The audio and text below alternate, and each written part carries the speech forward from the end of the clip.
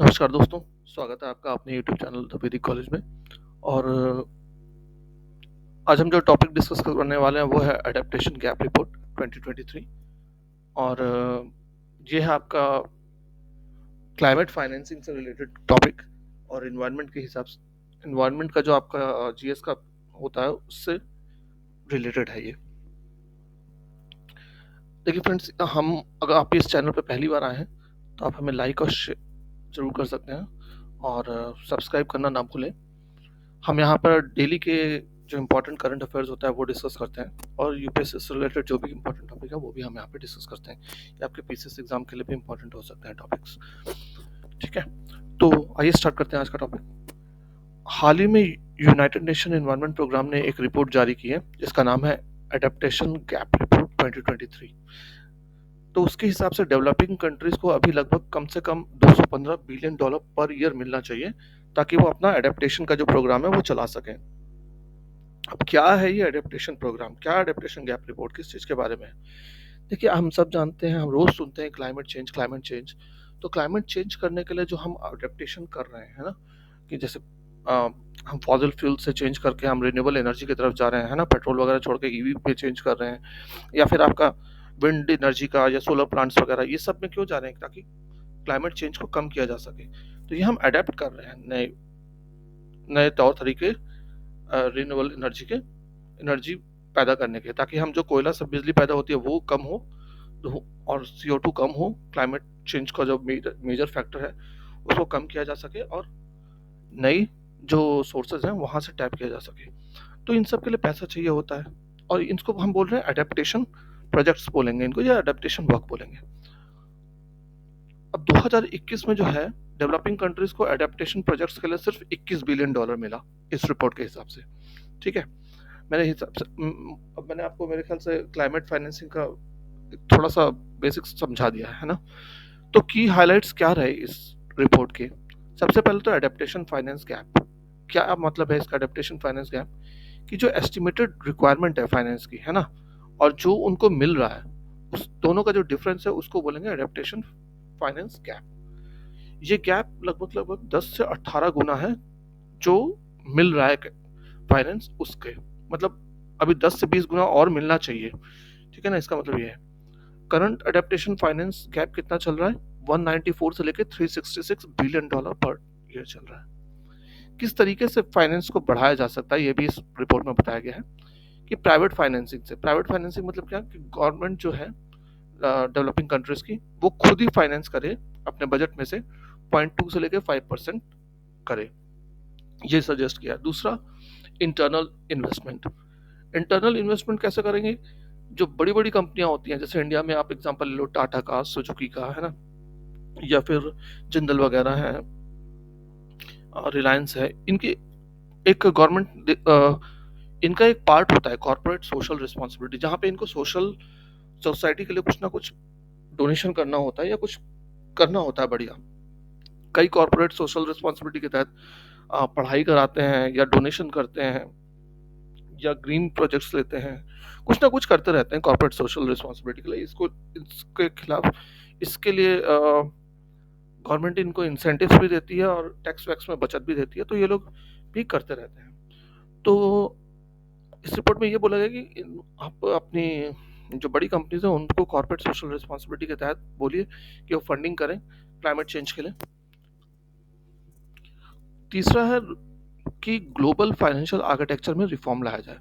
जो बड़ी बड़ी एजेंसीज हैं जैसे वर्ल्ड बैंक है, IMF है, यहाँ से क्या होता है कि पैसा लेना क्लाइमेट रिलेटेड पर्पसेस के लिए थोड़ा मुश्किल हो जाता है, फाइनेंस कराना, है ना। तो बहुत ज़रूरी है कि एक तो डेवलप्ड कंट्रीज खुद नहीं दे रही है, पेमेंट कर नहीं रही है ना तो कम से कम इनमें ही रिफॉर्म करके यहाँ से तो फाइनेंस किया जा सकता है प्रोजेक्ट्स को। अब दूसरा क्वेश्चन आता है कि डेवलपिंग कंट्रीज के सामने क्या क्या कंसर्न्स है क्लाइमेट फाइनेंसिंग को लेकर के। सबसे पहले तो उनका लिमिटेड कैपेसिटी है डेवलपिंग कंट्रीज की। अब देखो, इंडिया है, चाइना है, ये बड़ी इकोनॉमीज है, तो ये कहीं ना कहीं थोड़ा बहुत फिर भी अपना लेवल पे गवर्नमेंट के पास इतना पैसा रहता है कि हाँ, क्लाइमेट मिटिगेशन को करने की कोशिश कर रही है। इंडिया ने देखो, अब इंडिया में आप आए दिन सुनते हो यहाँ सोलर पावर प्लांट बन गया, वहाँ सोलर पावर प्लांट बन गया, इवन विंड और में हम इतना आगे हो गए हैं, डैम बन रहे हैं, कुछ ना कुछ सुनते रहते हैं आप। चाइना तो वैसे ही फेमस है, कितना सारा कुछ बना दिया उसने। तो हम तो अफोर्ड कर सकते हैं, लेकिन अगर आप हमारी नेबरिंग कंट्रीज देखो, जैसे पाकिस्तान है या श्रीलंका है, क्या आप सोच सकते हो वहाँ का हम बोले कि हाँ भाई तुम क्लाइमेट फाइनेंस पे ज़्यादा ध्यान दो? वो तो वैसे ही बेचारे पैसा ले लेके अपने लोगों को बड़ी मुश्किल से खिला पिला रहे हैं। तो वहाँ क्या वो करेंगे? उनके पास बहुत लिमिटेड रिसोर्सेज हैं। Feasibility of adaptation measures by developing countries. अब देखो, कई हर कंट्री अपने अपने हिसाब से, अपनी रिक्वायरमेंट के हिसाब से काउंटर कर रहा है चीज़ों को, है ना? जैसे कि कोई कोस्ट लाइन को रीइंफोर्स कर रहा है, कोई सी वॉल्स बना रहा है आइलैंड में, कोई क्या कर रहा है, हीट रेजिस्टेंट क्रॉप्स को कर रहा है, कोई क्लाइमेट रेजिलिएंट इंफ्रास्ट्रक्चर बना रहा है, कोई अपनी लोकल पॉपुलेशन को राइजिंग टेम्परेचर से बचाने के लिए कोशिश कर रहा है। तो ये सब के लिए बहुत पैसा चाहिए होता है, जो कि कई बार गवर्नमेंट के बजट से बाहर चल जाता है। हर गवर्नमेंट के बस की नहीं है, छोटे जो नेशन है उनके गवर्नमेंट की बस की बात नहीं रहेगी। Lack of proactiveness on part of the developed countries, ये थोड़ा सा दोस्तों आपको क्लियर दिख नहीं रहा होगा मेरे ख्याल से, स्कैन प्रॉपरली हुआ नहीं है। कोई नहीं, मैं फिर से डाल दूंगा आपको पीडीएफ, अगर चाहिए होगी तो आप मेरे वहाँ से डाउनलोड कर सकते हैं, मैं लिंक डाल दूंगा आपके डिस्क्रिप्शन में, ठीक है? वरना आप स्क्रीनशॉट लेके भी आप कर सकते हो। थोड़ा तो इतना भी डिम नहीं दिख रहा है, बट कंपैरेटिवली थोड़ा सा कम है। कोई नहीं, मैं अगली बार से ध्यान रखूंगा, इस बार आप काम चला लें। तो lack of proactiveness on the developed countries. अब देखो, डेवलप्ड कंट्रीज की जिम्मेदारी है कि वो फाइनेंस करें और टेक्नोलॉजिकल हेल्प भी करें डेवलपिंग कंट्रीज का, क्योंकि देखो कहीं ना कहीं जितना भी क्लाइमेट चेंज हो रहा है वो डेवलप्ड कंट्रीज की वजह से ही हो रहा है। उन लोगों ने इंडस्ट्रियल रेवोल्यूशन का पहले फायदा उठाया। आप देखो तो विदेशों में हर घर में दो दो चार चार गाड़ियां होंगी, इंडिया में तो आज भी इतनी नहीं है, हर घर में तो कम से कम नहीं है।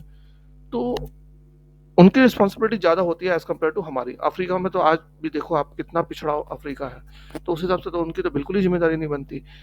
तो डेवलप्ड कंट्रीज की जिम्मेदारी है कि वो फाइनेंस भी दें और टेक्नोलॉजी भी दें। डेवलप्ड कंट्रीज लेकिन ये ना तो फंड प्रोवाइड कर पाई, ना टेक्नोलॉजी प्रोवाइड कर पाई, डिस्पाइट कि उन्होंने कई सारे कन्वेंशन और ट्रीटीज कर रखे हैं। और चौथा जो है कि requirement of fund outweighs the availability of funds. अब जो फंड की रिक्वायरमेंट है वो बहुत ज़्यादा है ना? अब तो ट्रिलियंस में जा चुकी है और ये बिलियंस ही नहीं दे पा रहे। तो ये कुछ ना कुछ तो करना पड़ेगा ताकि क्लाइमेट मिटिगेशन पे सीरियसली कुछ किया जा सके। अभी तक डेवलप्ड कंट्रीज ने किया क्या क्या है? उन्होंने पहला तो टारगेट रखा कि $100 बिलियन हम देंगे। ये 2009 में डेवलप्ड कंट्रीज ने कहा था, प्रॉमिस किया था कि हम $100 मिलियन हर साल दिया करेंगे फ्रॉम 2020, लेकिन अभी तक कुछ भी स्टार्ट नहीं किया इन लोगों ने। फिर यूएनएफसीसी एक प्लेटफॉर्म बनाया गया जहां की बोला गया कि efforts are being made to increase the finance flows.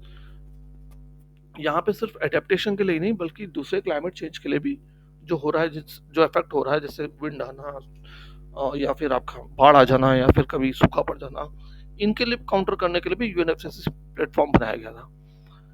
अब पहले तो ये दिन पे दिन हर साल जो है डिमांड इतनी बढ़ती जा रही है कि अब ये डिमांड ट्रिलियंस ऑफ डॉलर्स तक पहुंच चुकी है ना, हर साल। अभी हाल ही में ग्लासगो क्लाइमेट कॉन्फ्रेंस हुआ 2021 में, जहाँ पे डेवलप्ड कंट्रीज ने फिर से कहा है कि ठीक है, हम ये जो एडेप्टेशन का मनी है उसको हम डबल कर देंगे, ठीक। तो ये थी पूरी एडेप्टेशन रिपोर्ट के बारे में डिस्कशन दोस्तों। अगर एक और फिर से मैं आपको बता दूं कि क्लाइमेट फाइनेंसिंग क्या है, अगर आपके समझ में नहीं आया, तो ये लोकल, नेशनल, ट्रांसनेशनल फाइनेंसिंग है। ये पब्लिक से ली जाती है, प्राइवेट से ली जाती है, या फिर कुछ और अल्टरनेटिव सोर्स सपोर्ट से, ताकि हम जो क्लाइमेट चेंज हो रहा है उससे जो असर हो रहा है उसको हम कम कर सकें या उसके अगेंस्ट अडेप्ट कर सकें अपने आप को। उन एक्शन के लिए जो फंडिंग होती है उसको हम क्लाइमेट फंडिंग कहते हैं, फाइनेंसिंग कहते हैं। अब UNFCC, Kyoto protocol, Paris agreement सब बोलता है कि फाइनेंशियल असिस्टेंस देना पड़ेगा डेवलप्ड कंट्रीज को, डेवलपिंग कंट्रीज को।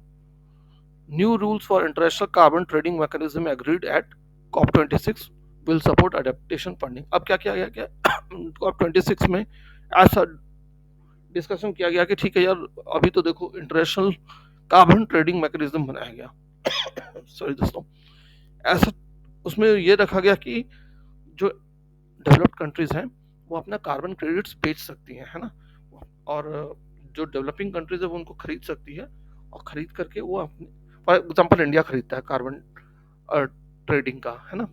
और तो जिस कंट्री से खरीदता है वो कंट्री इंडिया को पैसा देगी कि आप अपने यहाँ इतने ट्रीज लगा लो, ठीक।